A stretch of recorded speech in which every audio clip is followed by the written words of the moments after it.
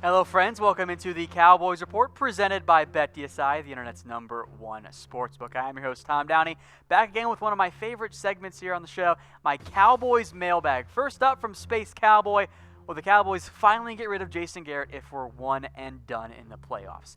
I think that's a possibility, and maybe this isn't what you want to hear, but I think it depends on how things go down. Now, Garrett entered the year in a playoffs or bust position. Well, they made the playoffs. But just because he made the playoffs doesn't mean his job is 100% safe. A bad playoff showing could mean change for the coaching staff on offense or for Garrett himself. So I'm not going to rule it out. If it's an ugly game, if it's a Colts-type game, at that point I do think you could see Jason Garrett get fired. I think the Cowboys are going to win a playoff game, but we'll see what happens on that one. But it is not set in stone that Garrett's coming back in 2019. Frankly, I think all the options are on the table, from him getting fired to doing really, really well and even getting a contract extension.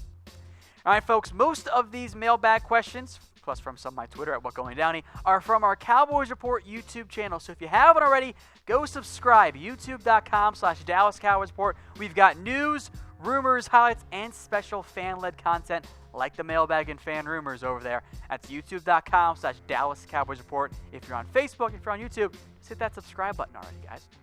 All right, next up from Dak Forrest says, who would be the easier team for the Cowboys to play in the playoffs? The Minnesota Vikings or the Seattle Seahawks? Now, you're going to play one of those two teams. I'd rather play Minnesota, frankly. I think that even though they've been better the past two games, I would rather play Minnesota. I think the Cowboys can beat both teams. I'll ask you the same question. Who would you rather play in the wild card round? I would rather play Minnesota. In big part, their defense is good. I'm not that scared by Kirk Cousins. I would rather face Kirk Cousins in the playoffs than I'd rather than to face Russell Wilson. So I'm typing in V in the comments section. Let me know what you guys think in the comments section. All right, Jared Taylor says, can we trust Scott in the playoffs with the very predictable play calling? No, you really can't. Now, I've suggested the theory that Linehan has been bad on purpose to trick teams. Of course, that's very tongue-in-cheek because Linehan's just a bad play caller. Here are the offensive stats of the Cowboys. 23rd in yards, 24th in points, 17th in third down conversions. The red zone scoring offense, after doing better against the Bucs, is still tied for 30th in the NFL. The reality is, I don't trust Linehan as far as I can throw him. I'm not that strong. I can't throw Scott very far. I don't think it's going to work out in the end in the playoffs, barring some really drastic and surprising changes for this Cowboys offense or a legendary performance by the defense. So do you guys want Linehan fired? Type KS for keep Scott or FS for fire Scott. Unless they're in the Super Bowl, I want Linehan gone. He is holding back the offense. Go let him be somewhere else. Go let him be a quarterback coach or something. He's just not getting the job done. All right, Film Production says, why does Amari Cooper only get a handful of targets each game, and will that change for the playoffs? Well, for the first part there, I don't know. I don't have an answer for you guys beyond just incompetence, because there's no reason that Amari Cooper shouldn't be getting more work. Cooper has seen his targets drop the past two games compared to where he was. It's just another example of Linehan's incompetence and failure as a play caller, and it had better change in the playoffs. The Cowboys' offense was clicking when they were throwing the damn ball to Amari. Against the Bucs and Colts, a combined 12 targets, one less than he had against the Philadelphia Eagles. Now I know the game flow was different there. But if you're the Cowboys, you traded a first-round pick for Amari Cooper, who's proven he's a #1 guy. Get him the damn ball. Force-feed him targets if you have to. He gets open. It's not the jump ball type of targets. It's the slant route targets. Use those. It works. So if I'm the Cowboys, I'm getting him 8 targets minimum per game. In reality, it's probably more like 10. All right, folks, today's show is brought to you by BetDSI. It's the internet's #1 sportsbook, and they're hooking you up with a Cowboys jersey here so you can get one, all right? Head over to chatsports.com/bet. Use that promo code Cowboys120. It gets you a 120% deposit bonus. And then DM us on Twitter @chatsports, and we'll get you guys a Cowboys jersey. Now, not that much supply is left, but we do have some available still. So get in while you still can. Chatsports.com/bet, promo code Cowboys120, and then DM us on Twitter @chatsports. All right, Manny Fresh says, is Darius Jackson a better change of pace halfback than Rod Smith? I certainly think so. Now, that's not a knock on Rod Smith, but Jackson's pretty fast. I think he's a good third down type of back. So, assuming Zeke doesn't play in Week 17, which he really shouldn't play, I'll continue to pound that truth home. Smith can catch, but Jackson's quicker. I'd like to see Rod Smith as that first and second down guy, more or less. Bring Jackson in on third downs. Let them both get some work. Why not? God forbid Zeke gets hurt. You're going to need both those guys playing on the Cowboys roster. All right, next up from Sloan says, if Tyrone Crawford isn't able to go in the wild card round, what would the defensive line rotation look like? Well, we'll break down that defensive line depth chart, and it's much like what I showed you guys earlier this week in the rumors. Of course, Lawrence and Woods and Collins are your top guys there. Randy Gregory, I think, gets more reps. I think you see more Dorrance Armstrong, more Taco Charlton. This is kind of more potentially your third down look. Ideally, you could bring David Irving back, but I don't think he's going to play it in this year. I'm so done with David Irving. Maybe, and this is pure speculation, I'd like to see it. Maybe you bring in Taco Charlton as a sub-package defensive tackle a couple times. How about this lineup? DeMarcus Lawrence, Malik Collins, Taco Charlton, Randy Gregory. On obvious passing downs, let's experiment. Ooh, or maybe you do some more 3-3-5 looks. Or you do that Deacon defense, Collins and Lawrence and Gregory, and let Jalen Smith blitz more. But that's just me. All right, folks, once again, you are watching the Cowboys Report presented by BetDSI. I am your host, Tom Downey. We'll take you now to our next Cowboys mailbag question. What are the chances the Cowboys let Tank leave and keep Gregory as their lead defensive end? Lots to break down here, and we haven't really discussed the DeMarcus Lawrence future, but let's do it right now. The Cowboys are not going to let DeMarcus Lawrence leave. 0 stars on that one. That's not going to happen. They will tag him no matter what. Here's the issue. DeMarcus Lawrence does not want to play on the franchise tag. So if a long-term deal can't be reached, it actually could get a little bit ugly. And if it does get ugly and there are holdouts and whatever, you kind of are a little bit worried about your defensive end depth chart. Because you have Dorrance Armstrong, who hasn't made much of an impact this year. Taco Charlton is looking like a bit of a bust, but it's still very early. Gregory doesn't bring you much on rundowns. He can rush the passer. But if you let DeMarcus Lawrence leave, you don't have the war daddy, as Jerry Jones calls him. His numbers are great. By the way, playing through a torn labrum. That's not easy to do. DeMarcus Lawrence, regardless of the injury, has put up a great year. 9.5 sacks, 10 sacks. That's elite defensive end play. Plus a bunch of tackles for loss. He is great against the pass, and he's great against the run. So he is going to be expensive. Now, I don't think he's going to command Khalil Mack money, but he's going to demand more than Von Miller money. And look, we'll break down the per-year numbers. He's going to get more than Olivia Vernon, more than Houston, Watt. I think he surpasses Von Miller as well. The guaranteed money, maybe not Khalil Mack, but I think you can approach Von Miller guaranteed money. So here's the end result with DeMarcus Lawrence if you can't work out a long-term deal.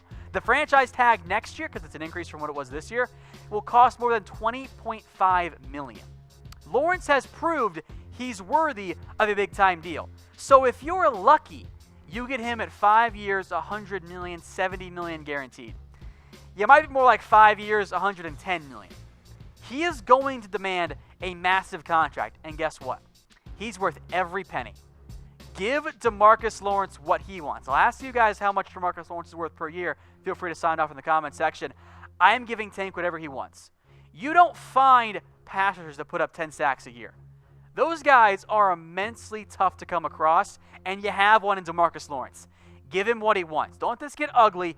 Get the deal done. Get other guys to take a discount. Maybe ask Dak to take a little bit less money if you have to do that. Pay DeMarcus Lawrence. This, by the way, is why I said to sign him last year. You could have got him at $18 million per year, I think. Heck, even $17.5 million per year. Now you're going to cost yourself extra money. I know the back injury was a concern in the past. Pay DeMarcus Lawrence. He is going to demand a lot of money, and I am very concerned overall. If it does come to a franchise tag, it could get a little bit ugly because DeMarcus Lawrence was happy to pay on the tag last year. But now he wants that long-term security that comes by being a $100 million man, and that is what DeMarcus Lawrence is going to be. God, if he hit the open market, he would command even more than that. Don't let him do it. Pay him now. Pay him in the offseason. He deserves a ton of money. All right, folks, today's show is brought to you by BetDSI, the internet's #1 sportsbook. Head over to chatsports.com/bet. Use promo code Cowboys120. Sign up deposit. You'll get 120% deposit bonus. Put down $50. They're going to give you an extra $60 for free. Then DM us on Twitter @chatsports, and we'll get you guys hooked up with a Cowboys jersey. It's the best deal out there, right? $50 down. They'll give you 60 for free, and they constantly give you more bonus money, by the way. I'm up to an extra 40 in extra bonus money from BetDSI that they just gave me away like candy. They take care of you. Chatsports.com/bet. Use that promo code Cowboys120. Then DM us on Twitter at ChatSports. All right, Trevor Lloyd with a very lengthy question here about Swearinger, which he and I discussed before the show, about how he already signed with the Cardinals. So, does it make more sense to wait to draft a safety or go after a Clinton Dix or Earl Thomas? Well, I'm going to go ahead and punt on Clinton Dix, because he hasn't actually been all that good with the Redskins. I would love to get a guy like Nasir Adderley if he's available in round 2. I don't think he lasts. But in the end, for the Cowboys, you look at their current depth chart. Jeff Heath, I think, is more of a number 3. Kavon's a backup. I like Xavier Woods. I want another safety if you can make it happen. Now, you might not be able to. That's fine. But I think you can find some more safety help. And the other guy that my boy Trevor mentioned, and also G. King mentions him, Earl Thomas. Will the Cowboys pursue Earl Thomas, although he had a season-ending injury? This is 4 stars. The Cowboys are going to make a run at Earl Thomas. They will try to sign him. Now, the problems become that Earl's number 1 priority is to get paid. And other teams, the Niners, the Raiders, whomever, they can offer more money than the Cowboys can and or are going to be willing to do. That's for other guys down the road, Tank, Byron, so on. So Earl Thomas is going to get courted by the Cowboys this offseason. Now, maybe some of you are asking if you should even sign Earl Thomas. Xavier Woods has upped his play as of late. My mindset is, why not both? Put Earl Thomas and Xavier Woods together on the field. Woods loves it. He can play some box safety if needed. Heck, he can go play some nickel corner too. I would love to get Earl Thomas because the Cowboys need more turnovers, more playmakers from the safety spot. Earl Thomas is that guy. I am aboard with it as long as he's not outlandishly expensive. All right, from Green Caesar 55 says, should the Cowboys trade for Jalen Ramsey? Mentions he wanted to be drafted by Dallas. And the Jags could try to move on from him, which I don't know if they're going to. I think there's enough buzz that it makes some sense. Says Byron and Ramsey would be scary. You're absolutely right there on that last part. Excuse me. Byron Jones, Jalen Ramsey, find me a better cornerback duo in the NFL. I don't think you can right now. Now, the problems become with the cost, both from a salary cap perspective and from a draft capital. The reality is you are limited with both. So a trade would probably have to be around Cheeto and a second-round pick for Jalen Ramsey. Jags might say no anyway. Would they be willing to give up only a second-round pick? Maybe they trade Jalen for a quarterback, i.e. go up and get Dwayne Haskins in the draft. And from the Cowboys' perspective, I love Jalen Ramsey, right? But wouldn't you rather just keep Awuzie and use that second-round pick on a lineman or a defensive lineman or a corner or a safety or a tight end? I like the idea in a bubble. In Madden, sign me up. But when you have to deal with the reality of the cap and the draft capital issues, it might make more sense just to pass and go spend that second-round pick on a different spot and hope Awuzie continues to develop, even though I would love the idea if it could actually happen. All right, Luther Pierce IV says, do you think Sean Lee retires or does he keep playing? And does he come back as a coach? Sean Lee, I think, is reaching the end of his Cowboys career at his current salary cap hit. He's going to count $10 million against the cap next year. If you cut him, you save $7 million. Now, when Sean Lee's career is over, he has a coaching future. I'll be honest, I do think that Sean Lee has had a big, big impact on how quickly Leighton Vander Esch has developed as a first-round pick and a rookie. But the issue is, he's always battled injury, Sean Lee, I mean. He's always hurt. When he's on the field, he's an elite linebacker, one of the best in the NFL. But when he's not on the field, it's because of injuries. Now, the reality is at some point those injuries will end his career.